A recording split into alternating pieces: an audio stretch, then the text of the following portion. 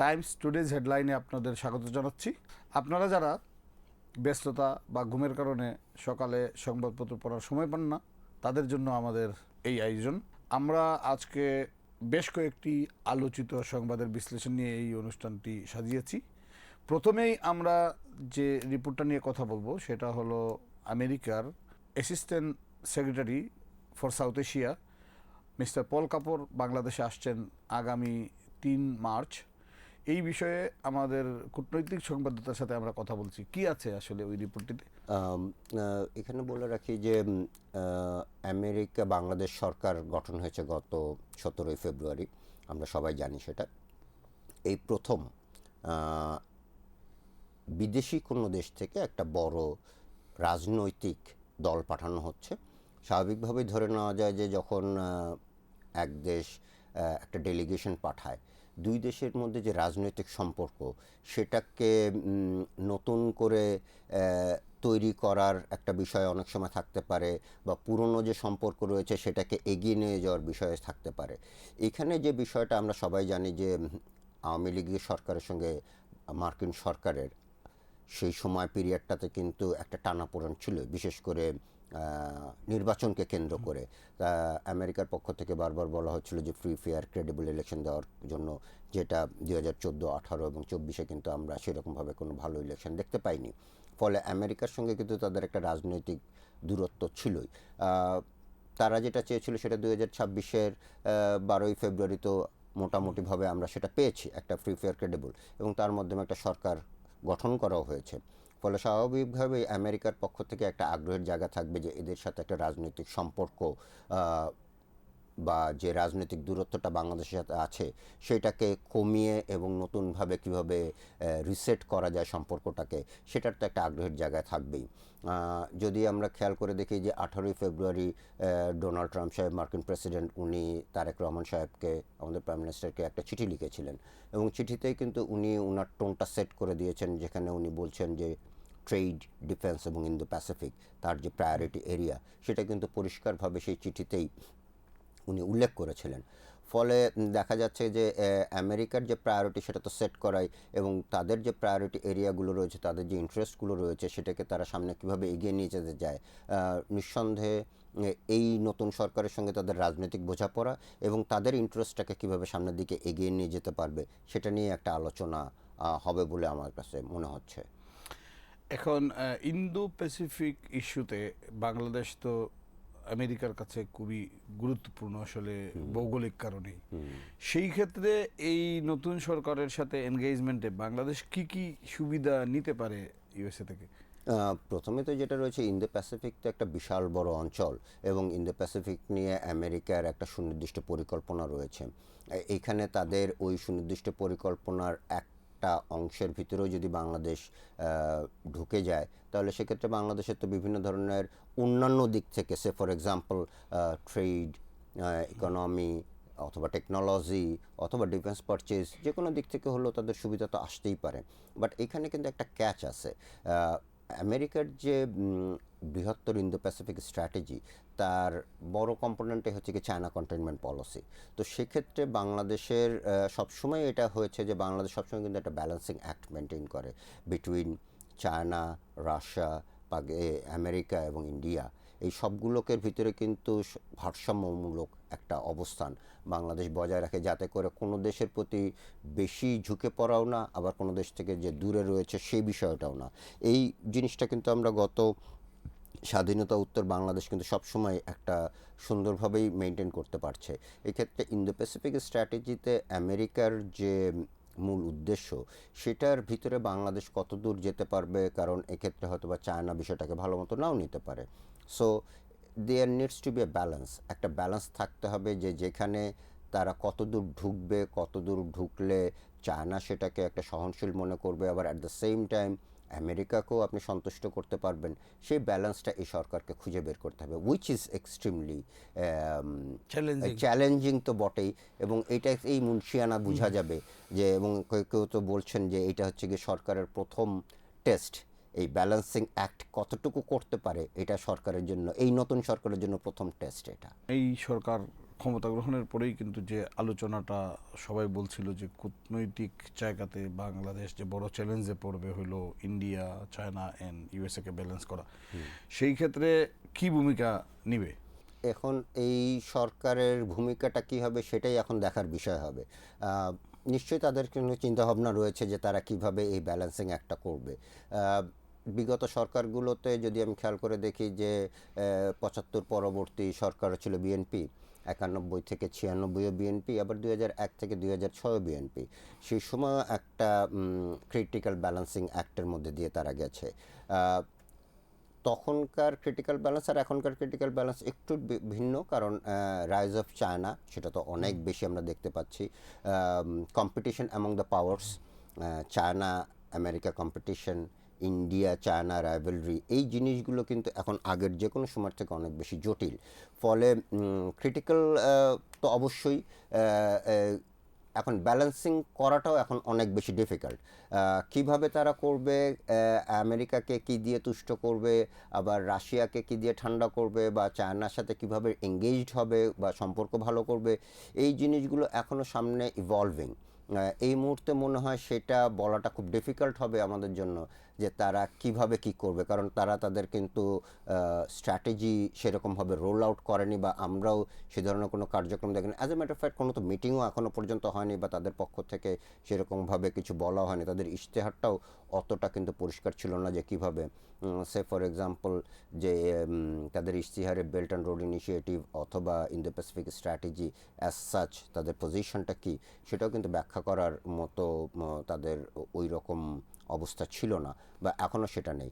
ফলে এই গভর্নমেন্টের সাথে আমাদের যখন কথাবার্তা হবে তখন তাদের দুটো বিষয়, একটা হচ্ছে গিয়ে ইন্দো প্যাসিফিক নিয়ে তাদের অবস্থানটা কী হবে, এবং তার বিপরীতে বেল্ট অ্যান্ড রোড ইনিশিয়েটিভ যেটা চায়নার পক্ষ থেকে দেওয়া হয়েছে সেটার বিষয়ে আমরা তাদের অবস্থানটা কীভাবে হবে। কারণ একটা প্রশ্ন করা হয়েছিল তারেক রহমান সাহেবকে যে বেল্ট অ্যান্ড রোড ইনিশিয়েটিভ নিয়ে, তখন উনি যে রেসপন্সটা করেছিলেন যে আমরা আমাদের স্বার্থ বজায় রেখে যেভাবে করা দরকার সেভাবে করবো। অফকোর্স এটা তো, কিন্তু এই প্রশ্নের উত্তর দিয়ে কিন্তু আমরা খুব একটা বেশি বুঝতে পারছি না যে what would be the Chinese policy of BNP, ওইটা কিন্তু ওখান থেকে পরিষ্কার না। সামনের দিনগুলোতে আমরা বুঝবো, বিশেষ করে যখন হাই লেভেল ইন্টারাকশন হবে বা এঙ্গেজমেন্ট হবে, এবং ডেফিনেটলি এটা তো প্রত্যেকটা দেশেই তাকে যেতে হবে আগে আর পরে। সেটা আপনার ইন্ডিয়া, চায়না, বা যদি আমেরিকা ইনভাইট করে তাহলে আমেরিকাতেও, এবং বিভিন্ন দেশের সঙ্গেও তার এঙ্গেজমেন্ট তো একটা থাকতে হবে। তো তখন হয়তো আরও পরিষ্কারভাবে কিন্তু বুঝে যাবে। ইনভেস্টমেন্ট বা ট্রেডের ক্ষেত্রে তো চায়না খুবই গুরুত্বপূর্ণ বাংলাদেশের জন্য। ডেফিনেটলি ইকোনমিক ডেভেলপমেন্টের ক্ষেত্রে আমার কাছে, আমার বিবেচনায় এখন পৃথিবীর এমন কোনো দেশ আছে বলে আমার মনে হয় না যে যারা চায়নাকে ডিনাই করতে পারবে যে তারা তাদের ইকোনমিক পার্টনার না। As a matter of fact there was a statistics যে অন্তত 100টারও বেশি দেশ রয়েছে যেখানে চায়না তাদের ট্রেড সারপ্লাস কান্ট্রি, যেখানে তাদের সঙ্গে যে চায়নার যে বাণিজ্য হয় এবং নাম্বার ওয়ান ট্রেডিং পার্টনার সেরকমও আছে। তো সেই রকমভাবে যদি আমি বিবেচনায় দেখি, না চায়নাকে বাদ দিয়ে মনে হয় কোনো ইকুয়েশন করাটা এখন এটা ডিফিকাল্ট না, প্রায় ক্লোজ টু ইম্পসিবল। কিন্তু এখন যদি আলোচনা আবার নতুন করে শুরু হয় ইউএস এর সাথে, সেই ক্ষেত্রে যে ইন্টারিম গভর্নমেন্ট যে ট্রেডিফ এগ্রিমেন্টটা করেছিল সেইটার মধ্যে তো অনেক কিছু রেস্ট্রিকশন আছে আমাদের চায়নার সাথে ট্রেড। হ্যাঁ, সেখানে থার্ড কান্ট্রি কিছু রেস্ট্রিকশন আছে, এবং সরাসরি চায়নার নাম মেনশন নিয়ে থার্ড কান্ট্রি কিছু রেস্ট্রিকশন আছে। তো সেক্ষেত্রে এখন এগেইন গো ব্যাক, এইখানে তো মুন্সিয়ানার পরিচয় দিতে হবে সরকারকে যে তারা কিভাবে সাপও মরবে লাঠিও ভাঙবে না, এই ধরনের একটা স্ট্র্যাটেজি নিতে পারে। আমি যেহেতু মানে হাই ইউএস কোর্ট এই ট্যারিফটাকে বাতিল করে দিয়েছে, সেই ক্ষেত্রে কি এই গভর্নমেন্ট এইটাকে আবার রিভাইজ করার কোনো এটা সুযোগ নিতে পারে কিনা? রিনেগোশিয়েট করার সুযোগ রয়েছে, স্ক্র্যাপ করার সুযোগ রয়েছে, এই সবগুলোই এখানে রয়েছে বিদ্যমান।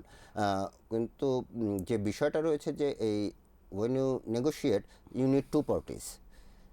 আমরা বললাম যে তুমি নেগোশিয়েট করতে চাই আমরা, ওই পক্ষকে কিন্তু আগ্রহ দেখাতে হবে।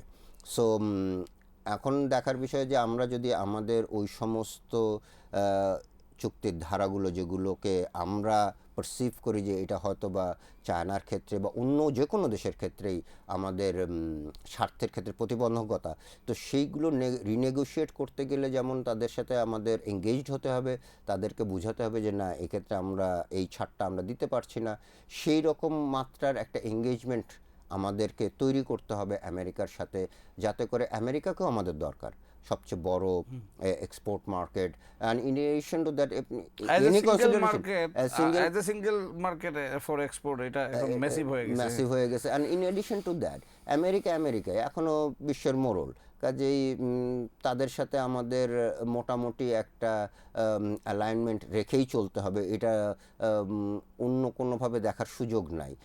এটা আমরা যদি তাদের এই যে এখন ইরানে একটা বড় ধরনের তারা ডিপ্লয়মেন্ট করছে, সেখানে তারা যুদ্ধজাহাজ পাঠাচ্ছে, মাদুরো ভেনেজুয়েলার এক্সাম্পল আমরা দেখলাম, তারা তো অনেক কিছুই করার ক্ষমতা রাখে।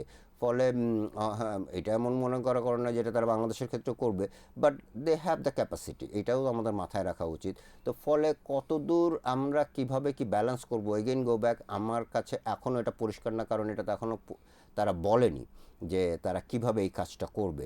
এটা সামনের দিনগুলোতে যখন এঙ্গেজমেন্ট হবে, তাদের সঙ্গে আমাদেরও ইন্টারাকশন হবে, তাদের নিজেদের ভিতরে ইন্টারাকশনগুলো যখন পাবলিক ডোমেইনে আসবে, পাবলিক স্পেসে আসবে, তখন হয়তো আমরা আরও একটু পরিষ্কার ধারণা পাবো যে তারা ব্যালেন্সিং একটা কীভাবে করতে চাইছে।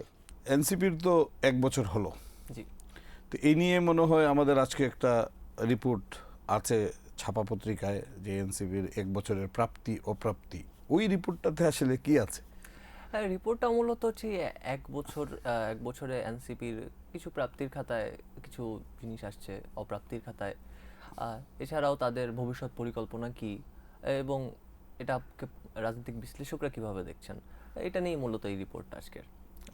প্রাপ্তি তো আমার কাছে যেটা হয় যে এনসিপির একটা নতুন দল এবং ছাত্রদের দল, তারা সেইখান থেকে তারা বেশ কয়েকজন পার্লামেন্ট মেম্বার হয়েছে। এটা তো আসলে ছোট প্রাপ্তি না, কারণ বাংলাদেশে অনেক দল আছে যারা বহু বছর রাজনীতি করে কিন্তু পার্লামেন্টে যেতে পারে না, একটা সিটও পায় না।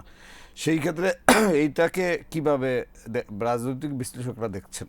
রাজনৈতিক বিশ্লেষকরা মূলত দেখছেন ব্যাপারটাকে যে এনসিপির আসলে একটা সুযোগ ছিল গণ-অভ্যুত্থানের পরে, 24-এর গণ-অভ্যুত্থানের পর এনসিপি একটা সুযোগ ছিল যে এই আওয়ামী লীগ বিএনপি বাইনারির বাইরে গিয়ে একটি বড় শক্তি হিসেবে আত্মপ্রকাশ করার, কারণ তাদের নেতৃত্বেই মূলত এত বড় একটা গণ-অভ্যুত্থান হয়ে গিয়েছিল। এরপর প্রেক্ষাপট অনুযায়ী আর কি রাজনৈতিক বিশ্লেষকরা এটাকে দুইভাবেই দেখছেন, ক্রিটিসাইজও করছেন, ভালোভাবেই দেখছেন। যেমন আপনি মাত্র বললেন যে এটা একটা খুব ভালো সাইন যে এত বছর রাজনীতি করেও আমাদের দেশের অনেক রাজনৈতিক দলের 6 জন এমপি পার্লামেন্টে যায় না, এবার এনসিপির 6 জন এমপি পার্লামেন্টে গিয়েছিল। রাজনৈতিক বিশ্লেষকটাকে এটাকে পজিটিভলিও দেখছে, আবার নেগেটিভলিও দেখছে যে এটা তারা যদি স্বতন্ত্র কোনো ব্লক, স্বতন্ত্র কোনো মানুষের জনপ্রত্যাশা অনুযায়ী তারা রাজনীতিটা করতো, তাহলে হয়তো এই 6-60 হতে পারতো, এই 6 হয়তো 160 হতে পারতো। তাহলে তাদের এই যে ব্যর্থতাটা কোথায়? এই যে তারা জনগণের প্রত্যাশা অনুযায়ী রাজনীতি করতে পারছে না, এই যে যিনি বলছেন, তিনি কি তাদের এই ব্যর্থতাটা আইডেন্টিফাই করেছেন?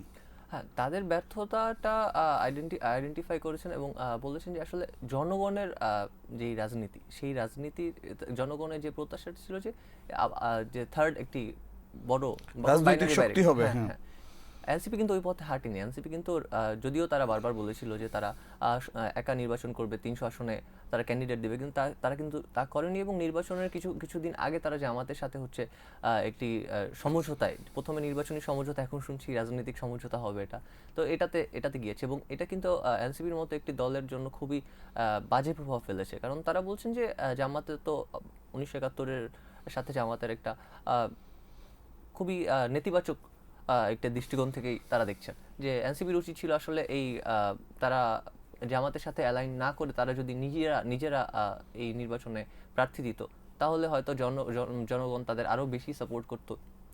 কিন্তু এই যে এনসিপিটা গঠন হলো, গঠনের পরপরই কিন্তু ওরা ভাঙ্গা গড়ার মধ্যে গেছে। তো এই জায়গাগুলো কি তারা কেন এত ভাঙ্গন, এইটা নিয়ে কি কেউ কোনো কিছু বলছেন?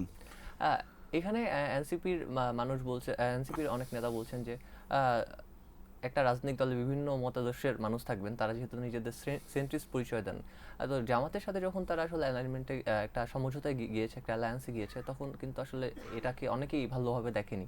জনগণ তো ভালোভাবে দেখেনি, তাদের দলের অনেকেই ভালোভাবে দেখেনি। কিন্তু এনসিপির নেতারা বলছেন যে আমাদের দলের প্রায় 80-85% মানুষই আসলে জামাতের সাথে অ্যালায়েন্স চেয়েছিল। তো যারা চলে গিয়েছেন, তারা হয়তো দলের কোনো সিদ্ধান্ত তাদের মনোপুত নাও হতে পারে, কিন্তু এই জন্য তারা চলে যাবেন সেই ব্যাপারটা তারা ভালোভাবে দেখেন নাই এবং তারা এটা ক্রিটিসাইজও করেছেন। এখন আবার গুঞ্জন শোনা যাচ্ছে যে তাদের ফিরিয়ে আনার ব্যাপারে এনসিপি কিছুটা উদ্যোগ নিবে। না, কিন্তু এই যে এনসিপিকে সরকারের এত সহায়তা, মনে হলো যে তাদেরকে সব জায়গায় ভিআইপি প্রোটোকল, এত সাপোর্ট, এত সিকিউরিটি, এত কিছু দেওয়ার পরেও তারা কেন মূলধারার রাজনীতিতে আসতে পারলো না?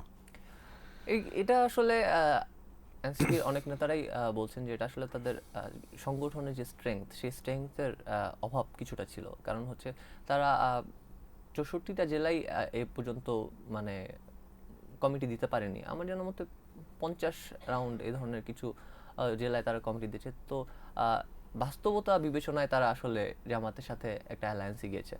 তারা কিন্তু অনেকেই তো আবার বলে যে এনসিপি জামাতের বি টিম, সি টিম ছিল, সো তাদের মূল ডেস্টিনেশন জামাতই হবে। এইটার আসলে কতটা সত্যতা পাওয়া যায়? এটার একটা গুঞ্জন তো অবশ্যই আছে, কিন্তু এনসিপির নেতারা বলছেন যে এটা আসলে সত্য না। তারা নির্বাচনী সমঝোতায় গিয়েছিলেন। এখন আবার তারা বলছেন যে 180 দিনের যে সংস্কার পরিষদের যেই সময়সূচি, সেই সময়সূচি অনুযায়ী তারা হয়তো রাজনৈতিক সমঝোতায় যেতে পারবেন এবং বিরোধী দলে তারা যেহেতু জামাতের সাথে আছেন এবং জামাত নেতৃত্বাধীন 11 দলীয় জোটের সাথে আছেন, তো ওই অনুযায়ী তারা হয়তো 180 দিনের ব্যাপারটাকে টেস্ট কেস হিসেবে দেখছেন। যে কিন্তু তারা তো বিএনপির সাথে, আমরা যেটা শুনেছি, অ্যালায়েন্স করার চেষ্টা করেছিল, বিএনপি তাদেরকে নেয় নাই। এইটার কারণ কি ছিল?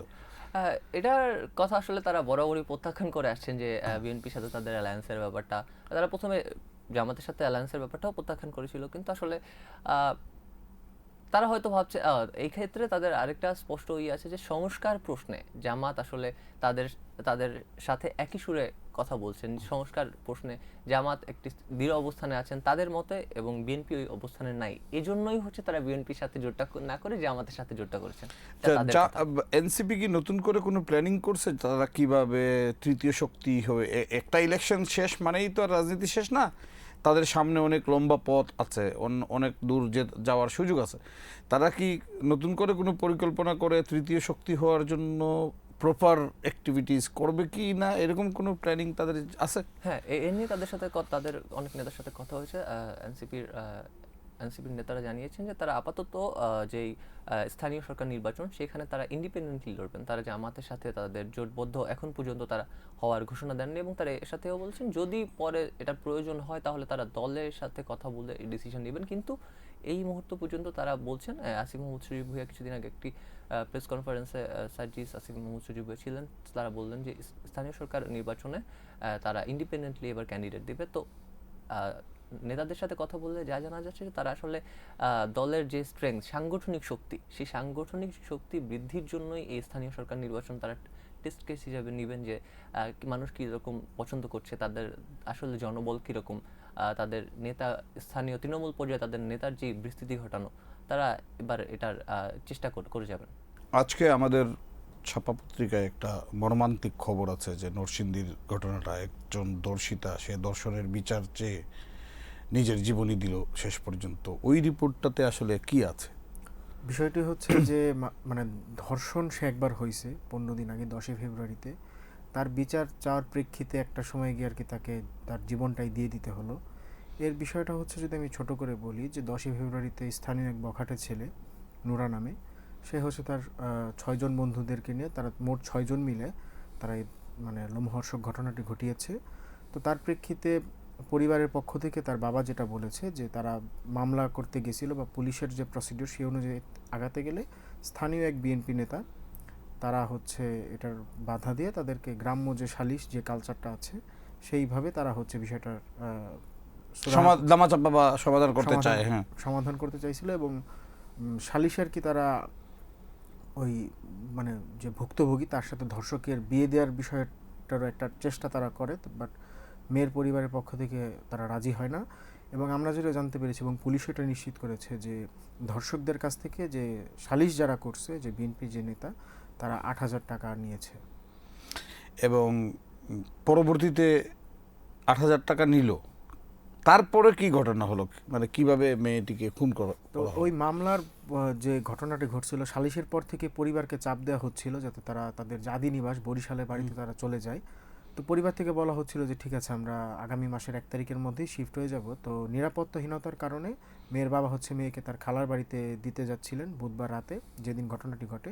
তখন প্রতিমধ্যে বখাটে নুরা হচ্ছে তার বন্ধুবান্ধবদেরকে নিয়ে ওই ভুক্তভোগীকে তার বাবার কাছ থেকে ছিনিয়ে নিয়ে যায় এবং বৃহস্পতিবার সকালে হচ্ছে ভুক্তভোগীর লাশ একটি সর্ষে ক্ষেতের মধ্যে থেকে উদ্ধার করা হয়। মানে তারা যদি গ্রাম ছাড়াই করতে বলে, আবার তারা যখন গ্রাম ছাড়া হচ্ছিল বা চলে যাচ্ছিল, তখন আবার কেন চেনায় নিবে? এটা হচ্ছে মানে ইনভেস্টিগেটিভ অফিসার কি বলে এই এটা বিষয়ে? তারা যেটা বলতেছে যে হয়তোবা ব্যক্তিগত ক্ষোভ বা কেন তারা আইনি প্রক্রিয়া আগাচ্ছিল বা কেন তাদের নামে সালিশ দেওয়া হলো, এই রাগ ক্ষোভ থেকে হচ্ছে তারা হত্যাকাণ্ডটি ঘটিয়েছে বলে পুলিশ কর্মকর্তারা বলছেন। মরদেহ উদ্ধারের পর এটা তো সম্ভবত মাধবদী থানায় একটা মামলা হয়েছে, কি এরেস্ট আছে? হ্যাঁ, এই মামলাটি করছে হচ্ছে যে বাদী হয়েছে ভুক্তভোগীর মা। তিনি মামলা করার পরে পুলিশ ওই রাতেই 5 জনকে গ্রেফতার করে। 5 জনের মধ্যে ওই যে বিএনপির যে নেতা রয়েছে তিনি আছেন, সালিশকারী এবং দর্শক এবং হ্যাঁ। খুনি। 5 জনের মধ্যে 3 জন হচ্ছে সালিশকারী, 2 জন হচ্ছে মানে ধর্ষণের সাথে যুক্ত ছিল এরকম। এবং ব্যক্তিরা। যে দুইজন দর্শনের সাথে যুক্ত ছিল তারা কি আবার হত্যাকাণ্ডেও যুক্ত ছিল? এটা পুলিশ নিশ্চিত করতে পারে নাই আমাদেরকে, তারা কোনো এই বিষয়ে কোনো মুখ খোলেনি। তারা বলছে যে আমরা তদন্ত চালাচ্ছি এবং তদন্তের পরে হয়তো আমরা এই বিষয়ে আরো বিস্তারিত জানতে পারবো। না, তবে মেইন যে অভিযুক্ত নুরা, যে ধর্ষক এবং যে খুনি, তাকে এখনো ধরা যায়নি। বাট আরো যে দুইজন অ্যারেস্ট হয়েছিল তারা তো স্বীকার করছে সালিশের কথা এবং ধর্ষণের কথা এবং খুনের কথা। হ্যাঁ, তারা প্রাথমিক জিজ্ঞাসাবাদে পুলিশের কাছে সব দোষী স্বীকার করছে এবং তারাই তথ্য দিয়েছে যে তারা 8,000 টাকা নিয়েছে বা কারা ধর্ষক ছিল, কারা সালিশের সাথে যুক্ত ছিল। আমাদের প্রথম পাতায় তো আজকে একটা খবর আছে, যেটা হলো যে মানবতা বিরোধী অপরাধের মামলার বর্তমান অবস্থা কি, ওই রিপোর্টটাতে আসলে আছে কি? আমাদের রিপোর্টে আজকে আমরা যেমনটি দেখানোর চেষ্টা করছি সেটি হচ্ছে যে আন্তর্জাতিক অপরাধ ট্রাইব্যুনালে যে মানবতা বিরোধী অপরাধের কাজ চলছে সেটিতে এখন পর্যন্ত 24টি মামলায় প্রায় 450 জন আসামিকে কিন্তু বিচারের মুখোমুখি করা হয়েছে। সেক্ষেত্রে 161 জন কিন্তু কারাগারে বন্দী আছেন। অবশিষ্ট যে আসামি 293 জনের কাছাকাছি, তাদেরকে কিন্তু ধরা ছোঁয়ার বাইরে। তারা কোথায় আছে, কে কোথায় আছে সেটি কিন্তু অপরাধ ট্রাইব্যুনাল আসলে জানে না। আপনি জানেন যে 2024 সালের 5 আগস্টে শেখ হাসিনা সরকারের পতনের পর এই ট্রাইব্যুনাল কিন্তু পুনর্গঠন করা হয়। অর্থাৎ ট্রাইব্যুনাল কিন্তু এখন 2টি, আন্তর্জাতিক অপরাধ ট্রাইব্যুনাল 1 এবং 2। সেখানে বেশ কিছু সংশোধনী আনা হয়েছে। আগে যেমন এই ট্রাইব্যুনাল যখন প্রথম গঠিত হয়েছিল আওয়ামী লীগ সরকারের আমলে, সেটি ছিল শুধুমাত্র 71-এর যারা অপরাধের সঙ্গে জড়িত ছিল, মানবতা বিরোধী অপরাধ, তাদের বিচার কাজ করার জন্য। কিন্তু এখন কিন্তু সেটির প্রেক্ষাপটে 2024 সালের যে ছাত্র জনতার গণ অভ্যুত্থান বলা হয়, সেটি তারা যারা জড়িত এই অপরাধের সাথে, সে সময় ছাত্র জনতাকে রুখতে যারা গুলিবর্ষণ করেছিল, হত্যাযজ্ঞের মতো কর্মকাণ্ড বেছে নিয়েছিল, তাদের বিচার কাজ করার জন্য কিন্তু এই ট্রাইব্যুনালের সংশোধনী আনা হয়। এর মধ্যে কিন্তু গুম খুন অন্যান্য গত আওয়ামী লীগ সরকারের সময় যে গুম খুম সমস্তটাই এই অপরাধের আওতায় আনা হয়েছে, সে বিচার কাজ চলছে। তো এখন সবচেয়ে আমাদের রিপোর্টে আজকে আমরা যেটি দেখানোর চেষ্টা করেছি, 293 জন যে আসামির এখনও ধরাছোঁয়ার বাইরে, তারা কোথায় আছেন ট্রাইব্যুনাল কিন্তু সঠিকভাবে জানে না। তো সেই ক্ষেত্রে ট্রাইব্যুনাল যেটি বলার চেষ্টা করছেন, ট্রাইব্যুনালের মুখপাত্র এবং মুখপাত্র মানে যিনি নতুন দায়িত্ব নিয়েছেন আন্তর্জাতিক অপরাধ ট্রাইব্যুনালের যিনি চিফ প্রসিকিউটর আমিনুল ইসলাম, আপনি জানেন যে কিছুদিন আগে এই অপরাধ ট্রাইব্যুনালের যিনি প্রথম প্রসিকিউটর ছিলেন অর্থাৎ তাজুল ইসলাম সাহেব, তাকে কিন্তু সরকার নতুন সরকার এসে বিদায় করেন। অবশ্য তার প্রসিকিউশনের টিমের মধ্যেও কিন্তু একটা ইন্টারনাল কন্ট্রোভার্সি আমরা শুনতে পাচ্ছি, ওইটা আসলে কি ছিল? সেটি দুই পক্ষেরই পাল্টাপাল্টি বক্তব্য আছে। এক পক্ষ, একজন প্রসিকিউটর বলেছেন যে চিফ প্রসিকিউটর এবং তার সঙ্গে দু একজন লোকজন অনিয়ম দুর্নীতির সাথে জড়িত ছিল। আবার যিনি অভিযোগ করেছেন যে প্রসিকিউটর, তার বিরুদ্ধে কিন্তু 1.5 মাস আগে তাকে বাদ দেওয়ার জন্য কিন্তু তার বিরুদ্ধে অনিয়ম দুর্নীতির অভিযোগ এনে কিন্তু সাবেক যিনি চিফ প্রসিকিউটর ছিলেন তাজুল ইসলাম, তিনি কিন্তু অভিযোগ করেছিলেন আইন উপদেষ্টার কাছে। সব মিলিয়ে ট্রাইব্যুনালের যিনি নতুন প্রসিকিউটর, তিনি বলেছেন যে ধরাছোঁয়ার বাইরে যে আসামিরা আছে তাদেরকে ধরার জন্য তারা প্রাণান্তর চেষ্টা করছেন এবং তাদের বিচার কার্য কোনো সমস্যা হবে না। এবং ট্রাইব্যুনালে যতটুকু সমস্যা হয়েছে মানে বিভাজনের কারণে, সেটি নিয়েও কিন্তু যে বিচার কার্য কোনো ধরনের সমস্যার সম্মুখীন হচ্ছে সেটি নয়। যখন আরেক পক্ষের বিরুদ্ধে দুর্নীতি ও নিয়মের অভিযোগ ওঠে, তখন প্রসিকিউশনের নিয়ে সাধারণ মানুষের ধারণাটা একটু অন্যরকম হবে না? আসলে বিচারাধীন বিষয় নিয়ে আমরা মন্তব্য করতে চাই না। আমরা চাই যে কোনো নিরাপদ মানুষ যেন আসলে ক্ষতির শিকার না হোক, আবার যিনি প্রকৃত অপরাধী তিনি যেন আইনের কাঠগড়া থেকে ফাঁক ফোকরে বেঁচে না যান। যারা অপরাধ করেছেন তারা বিচার হোক, তবে নৈতিকভাবে যখন পাল্টাপাল্টি একই প্রসিকিউশনের মধ্যে যখন কথা বা কাদা ছড়াছড়ি শুরু হয় তখন কিছুটা হলেও প্রশ্নের সম্মুখীন হতে হয়। আচ্ছা, এই যে 293 জন আসামি ধরাছোঁয়ার বাইরে বলতে আমরা কি মনে করতেছি, এই 293 জন আসলে কারা? আপনি দেখেছেন যে এখন পর্যন্ত যে 24টি মামলায়, সেই 24টি মামলায় 3টি মামলায় কিন্তু বিচার কার্য সম্পন্ন হয়েছে। এই বিচার কার্যে উল্লেখযোগ্য আসামি সাবেক প্রধানমন্ত্রী শেখ হাসিনা এবং তার ক্যাবিনেটের যিনি স্বরাষ্ট্র মন্ত্রী ছিলেন, স্বরাষ্ট্রমন্ত্রী আসাদুজ্জামান খান কামাল, তাদের দুজনকে কিন্তু ফাঁসির দণ্ড দেওয়া হয়েছে প্রথম মামলায়। এই ধরনের 3টি মামলার বিচার হয়েছে। এখনও 2টি মামলা কিন্তু অপেক্ষমান। একটি হচ্ছে খুব আলোচিত মামলা, যেটি আমরা দেখেছি যে এই জুলাই আন্দোলনের সময় তিনি বুক পেতে নিয়েছিলেন গুলিকে, বেগম রোকেয়া বিশ্ববিদ্যালয় রংপুরের যে ছাত্র আবু সাইদ, তার একটি হত্যা মামলা। আপনার নিশ্চয় মনে আছে এই জুলাই অপরাধের মানে জুলাই আন্দোলনের সময় আপনার রামপুরায় একটি কার্নিশে বসে থাকা একজন আন্দোলনকারীকে পুলিশ গুলি মানে নির্বিচারে গুলি ছুড়ছে। এই 2টি মামলার খুব শীঘ্রই রায় হবে বলে অপেক্ষমান রয়েছে। তো মূলত এই মামলার আসামি হচ্ছে সাবেক সরকারের যারা মন্ত্রী, যারা প্রধানমন্ত্রীর উপদেষ্টা ছিলেন, আওয়ামী লীগের হেভিওয়েট নেতারা, ওই সময় আইন শৃঙ্খলা প্রস্তুতির বিভিন্ন বাহিনীর যারা সদস্য ছিলেন, তাদের অনেকেই কিন্তু এই বিচার কার্যক্রম ভিতরে পড়ে গেছেন ইতিমধ্যে। যারা বেসিক্যালি যারা দেশে ছিলেন, আওয়ামী লীগ সরকারের মন্ত্রী এবং শীর্ষস্থানীয় যাদেরকে অভিযুক্ত করা হয়েছে, তারা তো মোটামুটি সবাই অ্যারেস্টেড।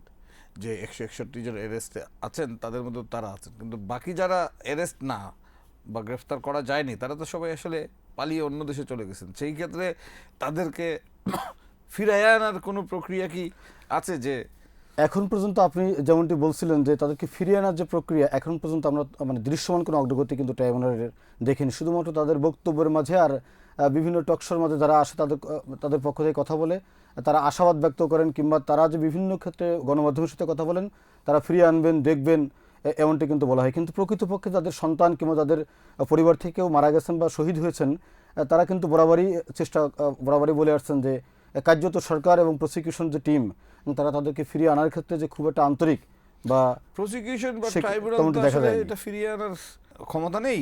ক্ষমতা হয়তো সরকার এবং ফরেন মিনিস্ট্রি যদি সেইটার ইনিশিয়েটিভ নেয়, সেই ক্ষেত্রে এই সরকারকে এই ইনিশিয়েটিভ নিবে। যেহেতু নতুন একটি সরকার গঠন হয়েছে মাত্র কয়েকদিন আমরা দেখলাম, সেহেতু এই সরকারের এই ট্রাইব্যুনাল কিংবা তার কার্যক্রম কিংবা বিদেশে পালিয়ে থাকা যে আসামিদের ব্যাপারে এই সরকারের অবস্থান কী হবে নিশ্চয়ই তারা বিচার করছেন এবং তাদেরকে ফিরানোর চেষ্টা করবেন। কিন্তু সেই প্রক্রিয়াটা কতটুকু তারা এফোর্ট দিবেন তাদেরকে ফিরানোর জন্য, সেটি দেখার জন্য অবশ্যই আমাদেরকে কিছুদিন অপেক্ষা করতে হবে। ধন্যবাদ সাইফুল।